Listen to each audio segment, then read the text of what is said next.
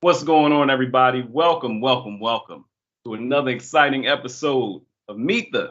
I'm Troy Rawlings, and today we got the music fan first, the crooner, soul soul man, singer, Grammy nominated artist, songwriter, musician. Boy used to rap, kind of do some freestyle. You Oh, know, I'm gonna let him take it away.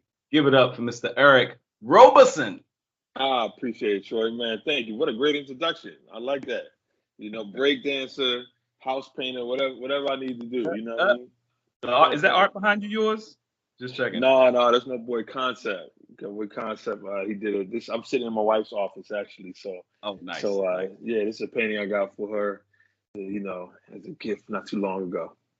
nice.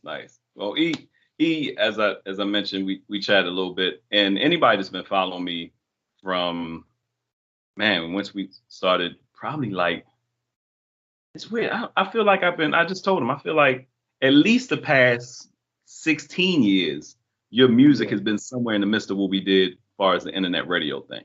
And pushing it and the love and I'm pushing love and ain't nobody pushing love music. I know a lot of crooners out there. Sorry, Tank and Tyrese and all y'all. But Hero been doing a little different for a while. Yeah. And even with the house music scene. So I'm a Tarantino a little bit. Let's go to the beginning. Where are you originally from? Originally and born and raised and still live in Jersey, man. I'm from North Jersey, but I live in South Jersey now. Nice. And I don't know why we always felt like you did a lot of, maybe because you did a lot of heavy hitting shows in the DC, the DMV area. Yeah. but you're Howard Went University grad. went to Howard, yeah, HU, So yeah, so of course I spent a substantial amount of time in my life. My career really started in DC. The first time I ever got played on the radio was WHUR and stuff like that. So yeah, DC. I mean, I'm adopted in a couple of cities. I'm not from Philly, but I don't correct anybody if they ever say Philly zone. I'm not from DC, but I don't correct anybody if they say DC zone. DC So zone.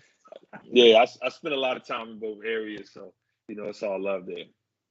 Now you said how long? Well, let's go all the way back. When did you all the way back? When did you first start singing? When did you realize that you had a voice? First time a little girl might have said, "Ah, wait, is that?" I mean, I started first time I sang in church was 7 years old, but I think it was more of like that's what we just did. I don't think it was anything different. It wasn't until I probably got in my teenage years, and it was really when my parents bought me my first keyboard was when I kind of shifted and started to kind of take notice. Real talk, man. I was around. My dad was a singer. These church giant voices. My older sister, who really was the artistic one in the family, she played in the band. So I was. It probably wasn't till I got to Howard to where I could really size up my skill level. Even though I went there like majoring in musical theater, I was completely committed to music, but I was probably playing catch up in my opinion because I really didn't have many peers. I didn't grow up with like a boys and men type singing group in school or nothing like that. I had friends who sang. We all just kind of kick it, but it wasn't until I got to Howard where I could kind of measure myself and go, okay, I think I may have something here. I mean, and I don't think it was really from a voice standpoint. It might have been from a writing standpoint. I think I'm still always around great singers. You always something you can learn from singing. But I kind of started learning early on, and my pen moved differently, even at a young age. I was always writing poetry and stuff like that. And I think that was immediately to me what really made a difference when I was comparing myself to other people. I was like, man, that person really sings. Oh wow, okay. I found more people wanted me to write for them. Even when I first got to Howard, I was writing for other people. Mm. And the hip hop. When did the hip hop come into play? Because it explains a lot. When I was looking back, and I was like, oh, okay, yeah, a little hip hop background. Maybe that's why he has the influence and being able to transition the improv part of your stage Yeah. performance. It's a big deal. I mean, I grew up. I remember the magical days of when hip hop, for the most part, was starting. I was a little kid, But I remember my boys' older brothers coming home from New York parties. I remember getting flyers. I remember my cousin playing Lottie Dottie for the first time, and me trying. I was, I don't know, 8, 9, trying to play it cool, like I knew what it was. Like, oh, okay, but I was really trying to figure it out.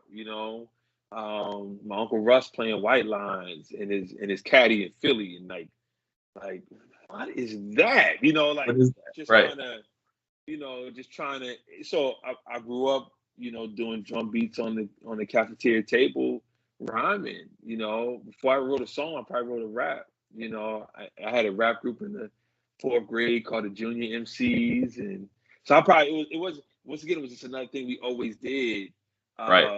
And then, when I kind of got my career going, we would freestyle all through sound check. We'd freestyle on the drive to Baltimore to do a show, like the whole band ride down. We go on beats and just rhyming and singing, rhyming, whatever. It wasn't something that we did when our name was called and we got out on stage. And then one day by chance it happened, and then I was kind of like known for it. I really honestly, I believe I've really worked it into a system and kind of really developed it more. But it's something that, something I feel like a lot of artists could do.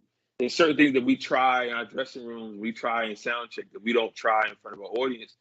But we're taking risks all the time anyway. For me, we get on stage, whether you're playing guitar or you're singing or whatever, you're taking a chance because whatever you are trying might not work. Right. But when it works, it's life changing. It's everything. It's always remembered. And I'm willing to take that risk. So I think the hip hop shows up in a lot of ways from that way.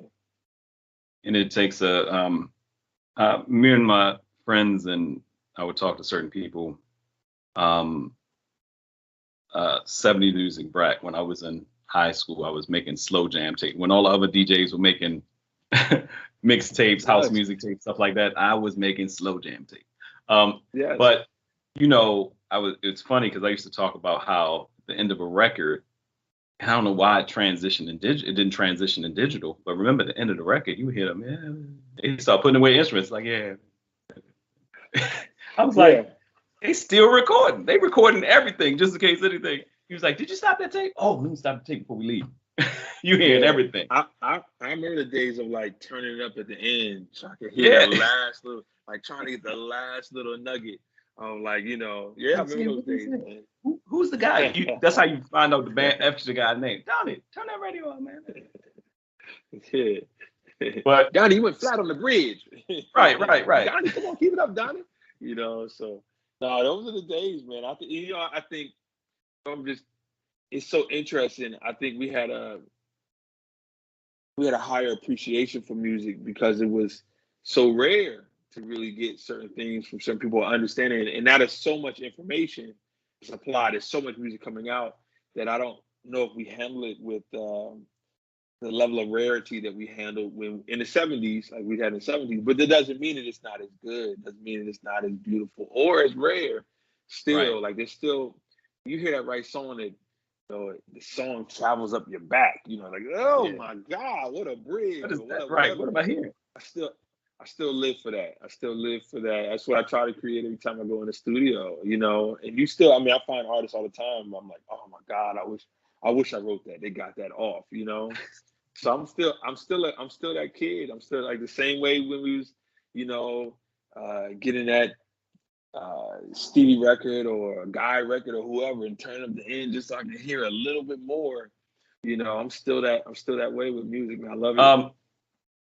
You mentioned something key, and I'm going to ask you a question. You mentioned something about, I guess I'll phrase it as the rarity of the quality of music. I interviewed Jeffrey Osborne one time, and he said, you got to realize, Troy, I was doing a piece on Skip Scarborough, and he said, you got to realize when we were rehearsing and doing everything, we were just rehearsing to be the band to get the next hot gig. Recording a project wasn't even in our mind. So we performed and rehearsed hard that our stage performance would be golden. That's why when you see the older groups perform, they can hit the stage and just, I put you in that light because when you hit the stage, it was just amazing. So you're right. By the time they recorded projects, all of a sudden you have this piece where these guys are, they're literally in a space where they're so excited about getting the opportunity. And we see the footage, we see the films and stuff. It's always one person in the back like, look, we only got one take now. Y'all wasting reel. Nothing was digital. Yeah. You couldn't keep doing, it wasn't punch. And he was like, Troy, we just wanted to get the next gig. He's like, these kids are recording CDs in their bedroom. This was back about 15 years ago in an interview. Yeah. And I think about it now in 2022. You're absolutely right. It's not saying that good music is still coming out, but the methodology you use and the fact that you talk about the college piece. You mentioned something. I got to go back to this. You mentioned that you got out the car, you got your stuff, everybody's going around orientation, and you start taking out music equipment. How many female vocalists, hip hop artists, stuff, and say, "Hey man, hey, what's your name?" Because they see you with the stuff. Go-go band. Yeah. Hey. Well, you know, it's interesting. So I went to Drew Hall first, which was the the male freshman dorm. So, and it's crazy because a lot of those guys I met that first week, I still work with to this day. You know, which is crazy. I just literally, one of my boys named Byron does a lot of music in China, and like he was one of the first guys. Like we just. And I just got an update. Like one of my boys, Wendell, was like, "Oh my God, I just talked to Byron. He's still in China." I was like, "Oh, that's crazy in China." And he's like, "Yo, his music scene is crazy out there." He's like, "I'm not coming back." But guess what? He was one of the first guys. Like, "Yo, what you doing with that keyboard?" You know, and yeah, and it was great. And I think it circulated really quickly around my freshman year. Like Shy Smith, who was of course in the female dorm, but it was quickly circulating. And she's of course an incredible artist and has been a voice for like all the stuff, every background vocal you hear, like American Idol and all those big shows. Like she's one of the main vocalists. Like she's had an incredible career as well. And it's just like that quick circulation of just meeting other artists that freshman year. And I think it made a difference. I was appreciative that my parents let me bring my equipment. I think as long as I kept my grades up, I could bring the equipment with me. And it was tough at first because, you know, the pull. My freshman dorm, no exaggeration, was never empty. It killed dating in any form or fashion because even when I wasn't in the room, somebody was always in that room working on music. Even when I was asleep, you could hear like somebody have headphones or you could hear the pattering on the keyboard. I would wake up to the tapping. I would look up and it'd be two people sitting in there working on music. I mean, it was just nonstop. Because think of it now, sure, every kid got a keyboard or got a laptop with some kind of beat program in it if they're interested. But back then, how often did somebody have, you know, a 4-track or a microphone or a keyboard that could program, you know? And it was so it was good. I think it gave us a big head start. You said you went into college in 94, 93, 94, 94? Well, I went into college in 92. 92. The record deal came in 94. Just to think about that time in music, you're talking about, like you said, let alone go-go and hip hop. You're talking about Boyz II Men and Jodeci. Yeah.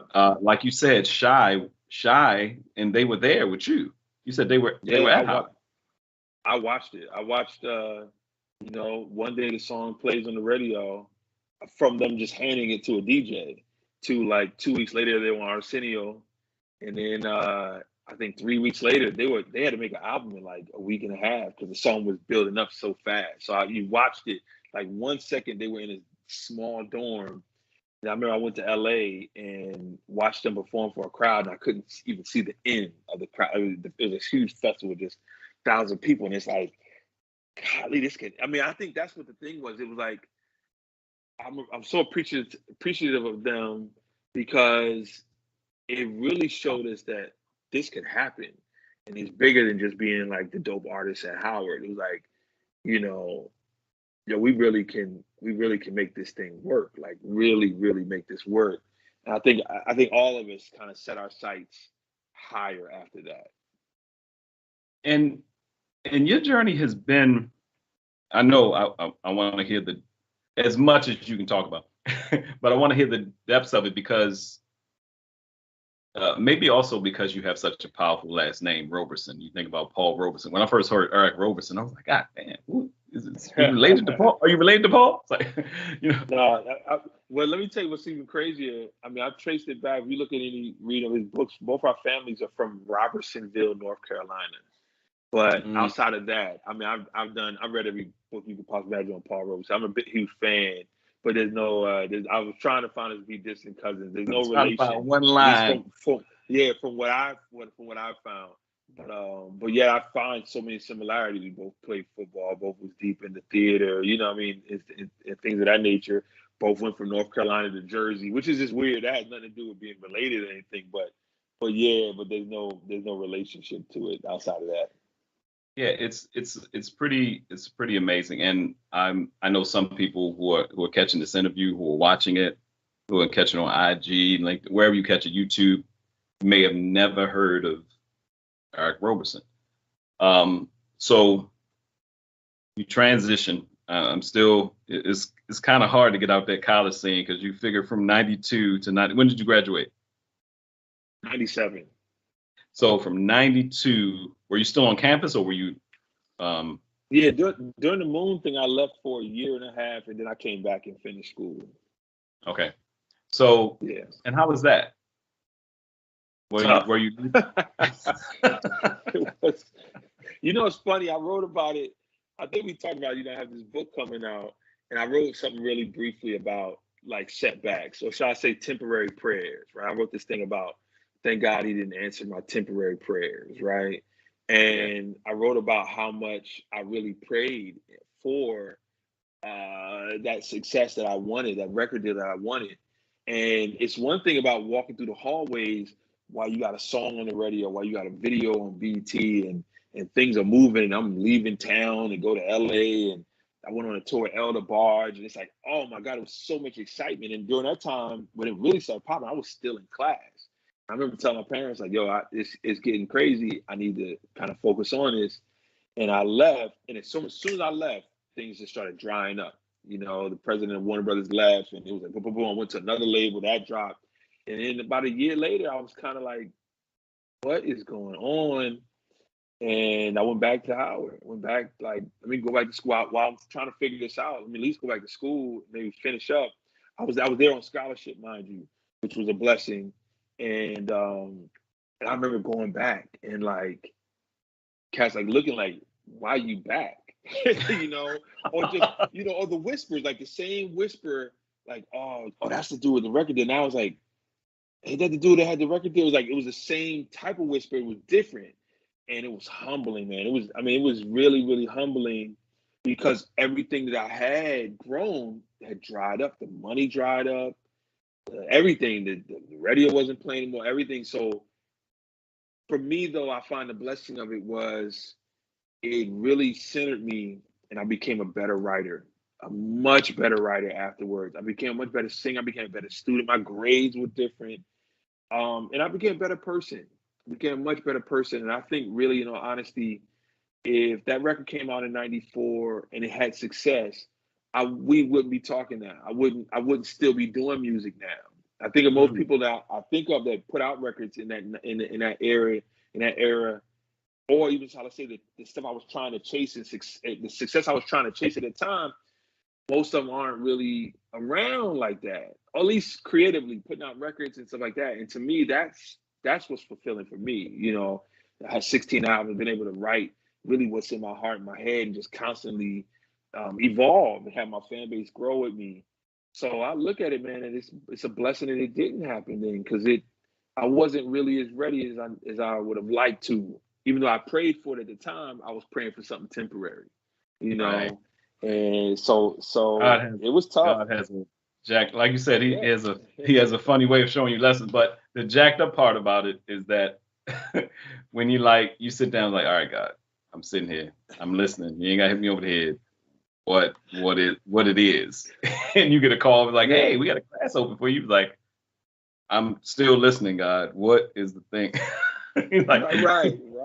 What are But you trying to tell say? you, well, I'm at a point now, man, and I don't look for failure, but when things don't work, I sit up now. Like I want to say, I almost argue. Yeah, I get excited. I get like, because that's where I learn. When something doesn't work, for me, it's not like, it didn't work. Why didn't it work, everyone? It's more of like, all right, what did we learn here? Like, I can learn something, So I look at it differently. I mean, mind you, outside of there's way more things we're dealing with, pandemics and stuff like that. It's way more serious than what I'm speaking of. But just when like projects or things that you might map out and plan, I realize that all that stuff is for a reason. I've had enough things not work to direct me to what is going to work, that now I just trust the process, Right. wholeheartedly. And when something doesn't work, it's like, all right, what can I learn from it? You take your hands off. Like, but where am I supposed to be?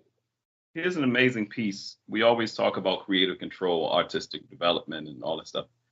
How much of a blessing is it to know that you actually have you ever had to, or from what I see of your body of work, have you ever felt like there was a project in your 16 that wasn't a part of you? Somebody said you need to do this because you've been an independent artist before it was popular.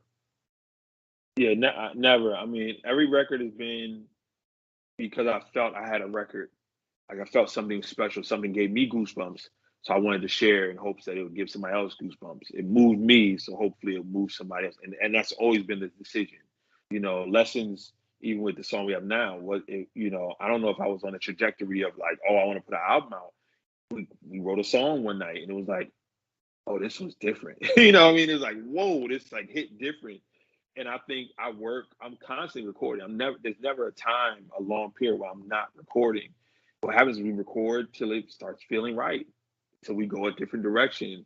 And of course, with life, with every child, there's been an album. With marriage, it became an album. With travel and life or learning, during the pandemic, I made 2 albums. It's like just in the quietness, you hear stuff. So I've never been well with the heavy project aspect where like you have to do this or we're doing that. I could do it, but it's not necessarily my favorite thing. My favorite thing is always just listening. I sit down and go, what do I hear today? I chase it, and then from there, when I hear it, then the goal is, how do you make it tangible? How do you make it? How do you amplify it more? But that's why, like, also why, everybody says, why did you do a Christmas album? The people have been asking me to do Christmas albums for the last 12 years. And it's because, okay, I don't know if I can just sit down and be like, I'm going to make a Christmas album. I probably could but it's not what I hear every day, But when I hear it one day, a Christmas album might take 3 days to make, because it's just one day you'll hear it, like, oh, boom, and it's there. I'm at a point now, I'll be honest with you, I really believe this. I don't create anything. I find it. I'm really of that belief now, And so for me, it's not really about forcing it. For me, it's about being ready. I know how to write a song. So now I'm just waiting for the right thing to make me go, oh my God, yeah, write that. Something I experienced, something I witnessed, some conversation, a book I'm reading, whatever, something will spark something, and I'll go, press record, and capture it. And it's more about finding it, So there's no stress in it. It's and that's the blessing. Being independent, I don't have to appease an entire building, a marketing staff, a president of a label, A&R. It's more about, this is where I'm at, and hopefully whoever wants to join me and listen to it can do it. My first album is called Esoteric, only meant to be understood by a chosen few. It hasn't shifted. I might be working more to find who those chosen are, but it's not about like, if you don't feel my music, I'm not losing sleep. What I hope the goal is that you will find something that you feel then, and see that, we go on a different path. We move differently here, and we're trying something different. And get down if you get down. If not, go find it. Go find it, because it's out there.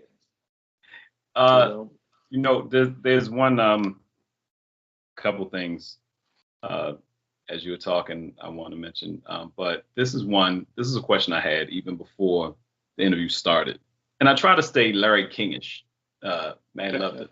Rest in peace, Larry King. Because Larry King sits down and people are like, Larry, why didn't you ask this? Ask what? I didn't read their book. I just wanted to talk to him. He was very much having a conversation with the person.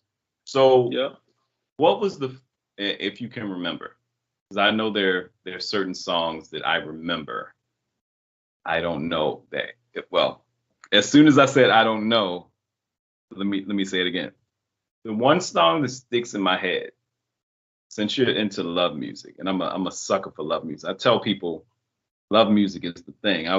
You're going through a breakup, and all of a sudden you hear in your head, dun, dun, dun, dun, dun. I hear "Cry Together" by the OJs, and if I'm writing a text, it's like, ain't nothing wrong with you, ain't nothing wrong with me. Like, I heard that before. What was the first love song? For me, I remember "Let Me Be Your Angel" by Stacey Lattisaw. Was the love song was so, I just remember having the 8 it was trying to go into the futuristic, but it was an 8-track in there, and it had the big radio light on there, and the record's playing, and she's hitting those.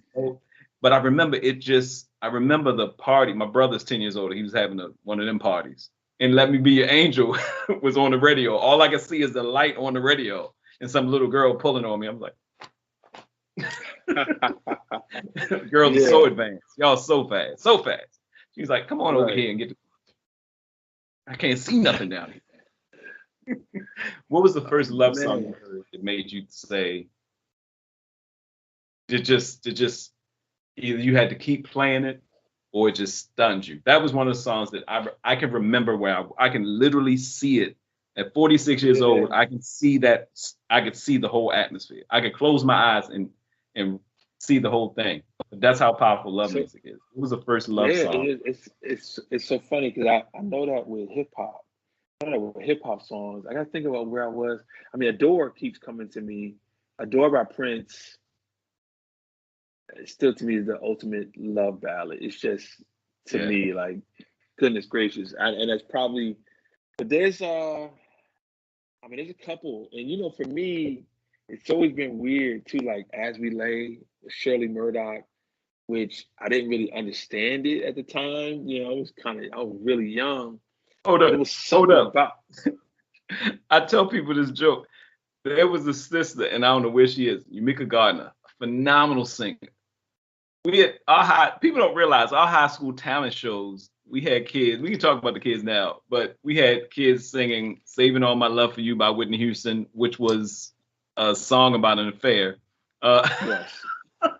Yeah. Mika Gardner sat on a stool at the high school and sung "As We Lay." Little boys, we sitting up there at the front of the stage like, you better sing that song, girl. What were we doing? We ain't know no better. I mean, think about this. We had this conversation all the time about feelings, right? Like how many times "Reasons" was sung at weddings. It's like, dude, do you realize "Reasons" what they're saying? One night stand. It probably wasn't until recently, and I'm a writer, I really listened to the lyrics of "Saving All My Love to You." "Saving All My Love to You" is reckless. It's a reckless song, but it's like it's sung so beautiful to feel. Oh, share. Hold up. So like I said, at Tarantino, the reason I'm saying this is because you mentioned something. As the harder points of life happened, you became a better songwriter. And it's funny that the songs that we think about, if even people just think about slow jams, it was like I was thinking about "Piece of My Love" by Guy the other day. "Baby, you can't have all of me because for me. I'm not totally free. I can't tell you everything that's going on." "Piece of My Love" was the love song at the time. And it was like, the guy's like, a piece, just a piece. For me, that song, like "Piece of My Love" doesn't get enough credit because to me it was like, it's almost kind of like a lot of comedians talk about Richard Pryor. By no means am I comparing Guy to Richard Pryor, but what I will tell you is that at the time, even we're similar in age. I didn't know there was this whole other avenue I could write about. So "Piece of My Love" opened up a door for me that made me go, oh, wait a minute. When you think of Jodeci, like, for example, Jodeci was Hard Boys and reckless, but they still sang of like full out commitment till they got a little bit like the second album a little more reckless. Right, but right. so like I wasn't expecting, and I will say that they weren't the first to have like a raw subject matter like that, but most of that stuff would fly over my head when I was younger. You know what I mean? I was more about the feel of stuff. I didn't really realize what Prince was saying in Darling Nikki till I got older. You know what I'm saying? But when I was as a writer, when Piece of My Love came out, I was like, it opened up a whole nother avenue for me. And that happens with a lot of songs. When I think of Stevie Wonder's Blame It on the Sun, where he didn't necessarily make himself a victim. He said, my heart blames me. Like I was blaming everything for this going wrong. But when I got quiet, when I got home, I couldn't escape the fact that I messed this up. And it was like the lessons of like, preach to me. This is crazy. Screaming in the room. So it's like, oh, you can do that? You know, you can do that? And so I remember several moments of, oh my God, you can do that I gained. And it just, my pen got better and I just wrote more. And, you know, and I think even like, you know, when I look back at my career, and I'm known for writing, you know, some great love songs, but I would probably say I don't have been like I wrote some really sad stuff and some really introspective stuff. I mean, you know, you go through the whole gamut, and I think I love that because I love studying and dissecting songs, and I've learned from so many different things. So, you know, for me, I write where my heart is at the time or what I see. And those songs, like you said, Piece of My Love and Saving All My Love for You, you know, as we lay, I remember just dissecting that. I remember really early on, I think Elder Barge, and just the Barge in general, you know, I remember really studying going, this is different. Why is this song staying on me? It's like I couldn't get rid of it. Like I couldn't shake it. It was like, this song just got in my system, you know, and I was like, whatever that is, I want to do more of that, you know. Brian McKnight talked about how Elder Barge is his favorite, you know, the McKnight brothers and Take Six and all them. They talk about different artists. He talks a lot about Steely Dan and some of those bands, but he says how Elder Barge is one of his favorite writers. And El was talking about when he wrote Time Will Reveal, 16. He was 16. Man. You know, to think about, you know, but you think about some of the songs you might have wrote then, but the song with you and Layla Hathaway, and I'm saying this because of the visuals. The visuals made me, when I watched the video for the first time, it gave me the same feeling I got when I saw the scene in Boomerang when Halle Berry cussed Eddie out and said, "You don't care about nobody but your damn self." You know, stay up out of my life. You know, slapped him. I was like, oh, how you gonna mess up with Holly? I got him in the movie theater. Like sitting there, I was like, no, man. So I'm sitting there watching it, and it felt like around the way. It felt like somewhere in DC or Baltimore. It felt like you had the normal thing. People get up there doing a little karaoke. Who came up with the concept for that? Or was that what you saw when you wrote the song? No, so I've probably written 90% of my treatments for my videos, and a lot of times I'll see something while writing it, because a lot of times to write something you got to pull yourself to a place. You might need to pull yourself to a dark place or whatever, or a bright place. But I think when we had the song, we were trying to make the video. We were like, what would be the twist? I remember like yesterday. Talking with the staff and saying, and at the end, the guy punches me in the face, and they were like, "What are you can't get punched in the face in your own video." I said, "No, trust me." Like because it was real. Like if I try to kiss, it's got to be real. Like you sitting there and the guy's like, he just reacts. I know you're about to kiss my girl in front of me, in front of this part, you know. So, and it was probably one of the best decisions, like really sticking to my guns. Cause I remember that our team was like, yo, my barbershop got on me so bad. When the video finally came out, my barber was like, man, we're from Jersey.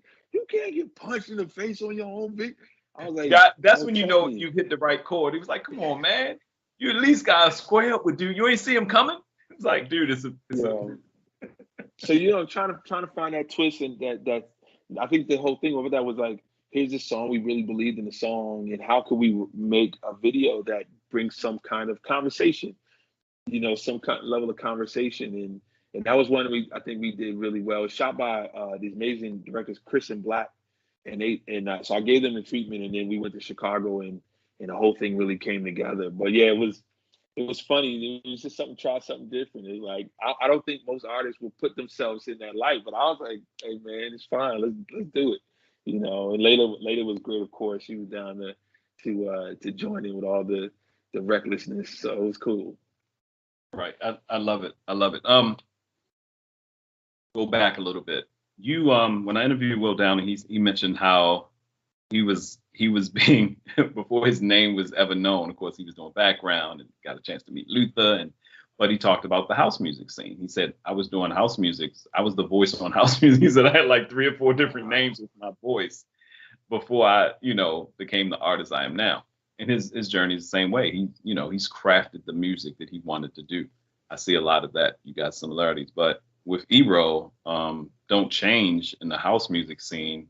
And I think he had a couple other joints, but that was just such a powerful, when I was getting DJs, when we had a club in Baltimore, Club 347, and house music night I made it Friday night. I was like, we need a Friday night dance party again, like back in the 90s we used to have in Baltimore, and like fantasies and all that.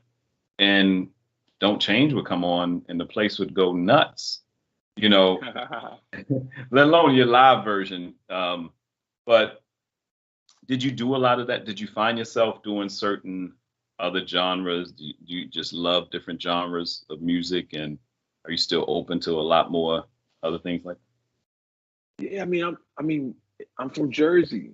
You know what I'm saying? New York, the club scene. Right? Before we were going to hip hop clubs, we were going to house clubs.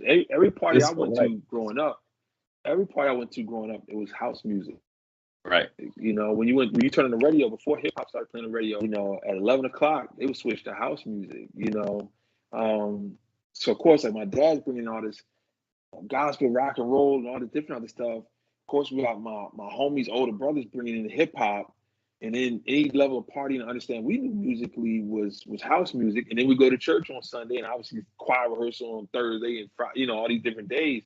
So I had a lot of musical styles around me. So when it came time to create, be honest with you, we created all the stuff. I was rhyming over house beats and singing over gospel beats and trying to incorporate hip hop undertones in our R&B, like early on in high school.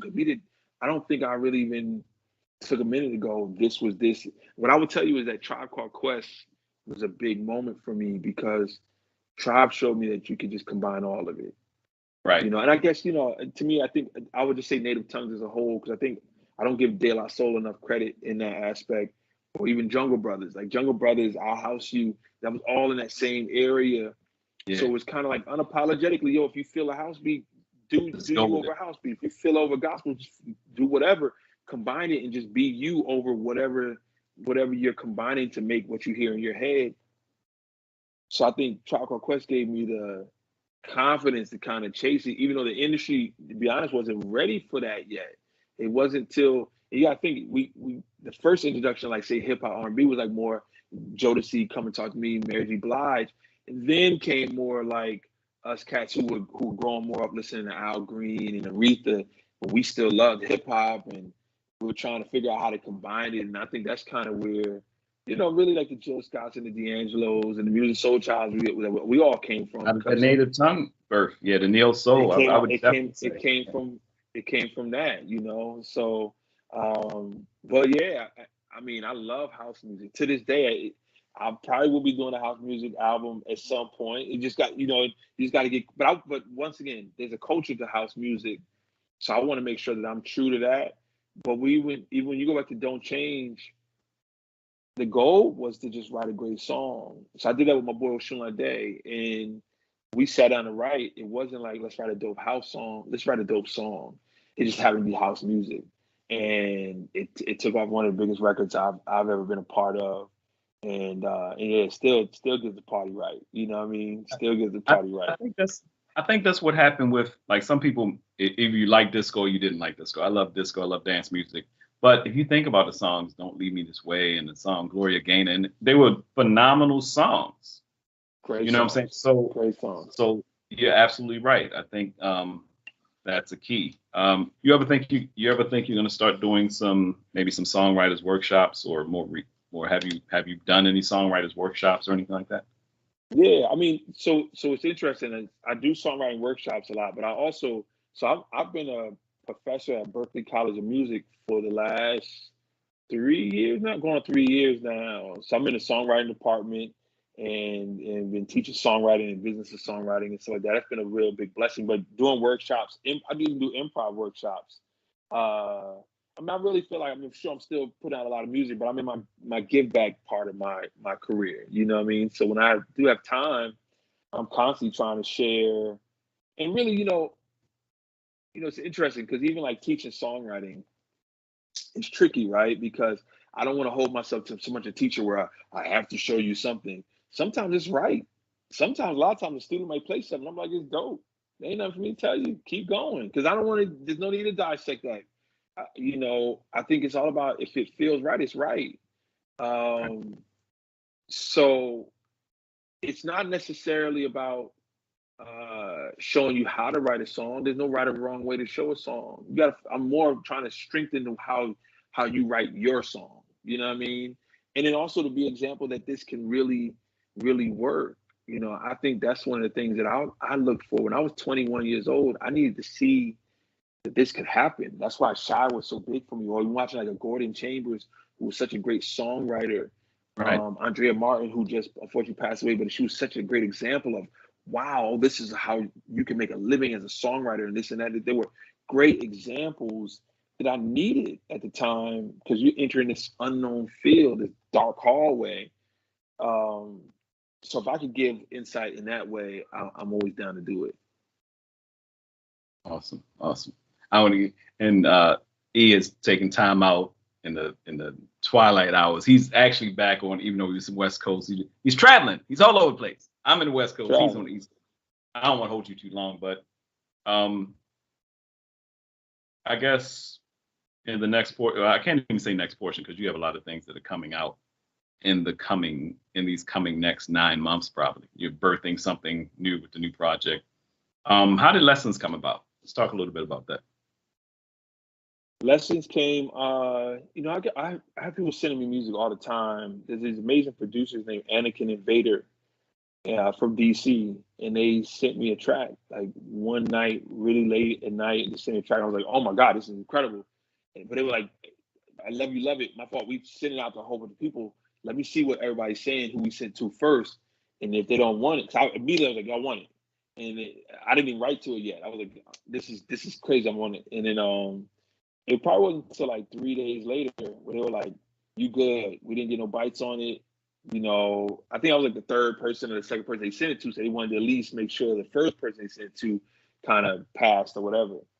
And it just so happened the night they called me, it was probably like, 11 o'clock, midnight or whatever it was. It was leading into the night of my anniversary. So when I went down in the studio during the pandemic, it was a little over a year ago, and turned the equipment on, it's probably 3 o'clock in the morning of my anniversary. And I don't know if it was necessarily like, oh, I'm gonna write a song about my anniversary. I think it's just the quietness of the pandemic and just kind of setting up the equipment. The kids are asleep now. And I think this more the line God had a funny way of showing you lessons kind of popped in my head as I was just setting everything up. It was the first thing I said. And it just showed, once again, you find it. But it was something about, I think, the morning of my anniversary, it's 3 o'clock in the morning, it's quiet. And I remember I just kind of, I don't know if I knew I had something really special. At that time, I was doing this for the whole pandemic, I would like film myself recording. I would just post it and go to bed. And some days you wake up and it'd be like 5 comments. So that was cool. And sometimes you wake up and it'd be 1,000 comments. And Lessons was one of those things where when I woke up the next morning, I had like, I don't know how many comments and how many people were like, yo, what is this? This is crazy. So I knew something it was like, okay, this was a little different. And the difference was instead of just like, here, everybody take it, I was like, let's take it back. Let's put some marketing behind it. Let's think about it. And then, a year later, we released it, we're like prepared. Like, here's the video, here's the marketing plan, here's the whole nine. And I think people see the difference in that. One, it's a special song, you know, it's a really special song. But I think it was just also, I'm a writer, and a lot of times I'm more thinking. If I think about, you know, how blessed I am to have the wife I have the kids I have, and, you know, in my career, the heartaches, the setbacks, they all got me to where I am today. So I wouldn't change not 1 second of it, you know. So I think it showed up in that song. It all showed up in that song. It showed up in that song, and people relate to it that way. And you mentioned something about your friend from college earlier that you met, and he was like, "So what are you doing?" And you still keep touch today. You having a team, like I've known Sweet Locks for years, and how, and this is something people need to hear, I think, especially artists who consider themselves independent or feel like they're alone, feel like whatever. You said something key with lessons. You said, okay, let's take time with this. And a lot of times I think in the days of Spotify and all these other things, and let me put it out there and see, I know a lot of artists who put stuff out there. I was like, dude, so how are you monetizing that? And they're like, oh, I just want to see what the people think. I was like, that was never, it's not a problem, but I think part of the industry has led on to the shortness of attention span. Because some people say, oh, you don't want to put out a whole album, just put out an EP. Well, if some of these hip hop artists can still put out 30 songs, it's not an attention span thing. It's how you're doing it. You know, these hip hop, one thing we can say about the hip hop artists of today, they stay in front of people, good, bad, or indifferent. A lot of times if an artist is doing something, they step back, unless the artist is doing something like Tyrese or Tank, and I'm retiring. Then everybody started looking at him again, and he was like, right. But right. I like what you did with Lessons, and I like how you're doing it now. It's like bringing back to people's memory or showing them something new about love. But how important is your team in your decision-making process? Team is everything. I mean, it's the difference of whether you're going to get something completed or not. And I mean that because it's, you know, for me, we're not always going to agree. We're not always going to be on the same page, but we all got to at least work together to something. And I think that's the great thing about my team is there's plenty of times where they'll say, hey, I think this is going to work. Should we try it? I'm like, shoot your shot. That's one of the things that we say in our meetings all the time. We all say, yo, shoot your shot. Let's try it. Success or fail. And I love the fact that if I have an idea and I say, hey, you know, I want to try and do this, that everyone buys in, you know, whether they understand it or not. Like, okay, we'll wait and see, and if it works, and sometimes it's not going to work. Like, all right, we tried it. All right, cool. What's the next one? And if anyone feels really adamant about doing something else, like, yo, shoot your shot. What you want to try. But, you know, for me, the most important word in the business is completion. And to really understand that word fully, you need a team. You can't do all of it all on your own. And, you know, especially with me, you know, I got a wife and the kids and stuff like that. You know, you can't spend all the time in just that. So for me, Sweet Locks, like I said, Sweet Locks Jarrell, who I've worked with for over now 20 something years now. Everyone there, it's very, very important.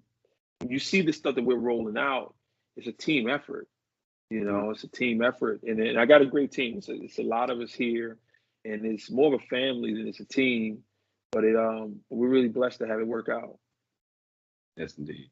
Eric Roberson, we will burn that because I could be talking to you for hours. Like, and another thing, what do you think about the dynamics of, I ask you one more question and then we can close out and let people know how to get in touch with you. How important is love music in society right now? It's deeply needed. I mean, it's very important because music as a whole, especially, you know, we keep going back to hip hop. Hip hop has always been a Polaroid shot of where community is, right? But love has been the anthem to a lot of our struggle, or shall I say it's the ginger to our palate. It cleanses the palate, right? And it's, if I'm really speaking on my personal belief, I think there's a ministry in all music, right? Even the most ratchet song still was created, which shows proof of creation, right? God allowed you to be able to create that. If I'm going really don't stop, get it, right? Right, But right. even but at the Wow. same time, Wow. Okay. right, right. But I mean, do we pray over our chicken fingers at strip clubs? Anyway, that's another story. Right, But right. but yet at the same time, if you write love song that empowers a couple or strengthens someone's perception, that's ministering to them. You know what I mean? I remember a story, man, something a long, long time ago. I was in Nashville, Tennessee, or Memphis. It was in Tennessee. And I finished a show and I was signing CDs. And it was a line of people.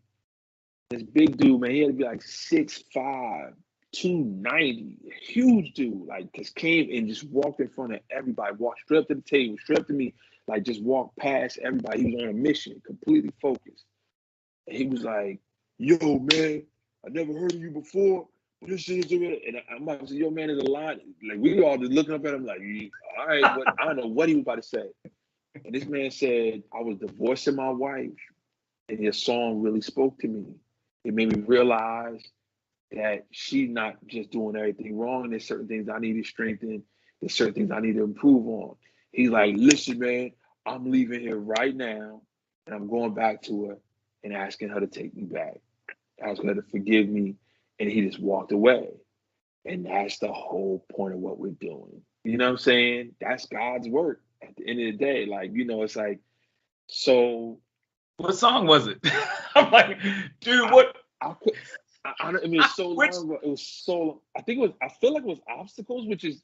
It's funny because the song Obstacles, once again, is one of those songs where like, it's just about a girl and running to the obstacles. Oh, she dated a friend of mine, and the obstacles of should we date or not? But I think the feel of the song, people have used for different things. At the same time, I mean, a brother came to me and he had just finished doing chemo. He said, "Man, I listened to that song over and over again while I was going through chemo." I was like, "Really?" Like, but it's like, you You take don't what you know. need to Right, take. right. And that's the thing about love songs. Like, because you can have faith-based songs which you strengthen your faith, but then there's other songs that help you strengthen your perception of what you're dealing with right now. Like how am I supposed to handle this situation with my girl? How I'm supposed to handle this situation with my brokenness or whatever? How I need to improve myself so that I can be seen or whatever. So love songs are important. Or like I said, once again, just get on the road, or man, the kids are fine, so even want to have an intimate moment and this and that and that. You set a tone. You set a Right. tone. It's the seasoning. It's the seasoning of life. So we're gonna keep making it because it's important. Eric Roberson, thank you, brother, taking time out with me on a late No night doubt. tip. And how can people get in touch with you? Find out more about what you're doing, even with the classes and everything. But also, how can they get in touch with you so they can follow your journey, this journey with lessons in the upcoming project? The main part will go to the website, Eric Roberson Music. You can find all directions from there. Of course, I'm really heavy on Instagram, which is Erro44, ERRO44. But also, another thing to keep people in mind is I have a thing called The Process, which is a group of people who follow me in the studio. So every song I do, every idea I do, every album I do, I make it in front of them. They get a copy of everything I do as I'm doing it, so they can see the process of what I'm doing. And we do a weekly podcast. It's been a fun thing. So you can just go to jointheprocess.com to become a member of that too. It's a real fun adventure in that as well. But yeah, I'm all over the place. Come join us. Eric Roberson, aka Ero. Thank you, brother, Appreciate for you. taking Had a time great out. time. Thanks so much, man. Thank you.